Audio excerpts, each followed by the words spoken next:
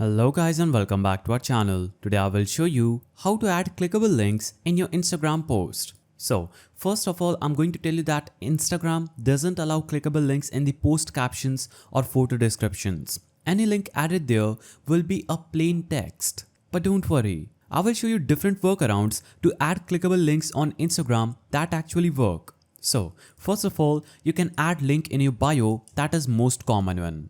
Simply go to your profile, click on the edit profile button on Instagram, then scroll down and in the links field, click there and click on add external link. Now you'll have to just paste the link that you want to direct people to, and you can also add title to this link. Then click on tick icon at the top. Now go back and as you can see, I've successfully added this link where if someone clicks there, they'll be shown the links that will be added in my profile. Now, after doing this, what you can do is simply navigate to the post where you want to add your link, click on three-dotted icon, click on edit, and under post captions, simply type in link in bio. Then click on tick icon, and when someone is going to navigate to your post, they will see that the link is in bio and they will go to your bio, click there, and they'll get the access to your link. Now, another way to do this is using Instagram stories.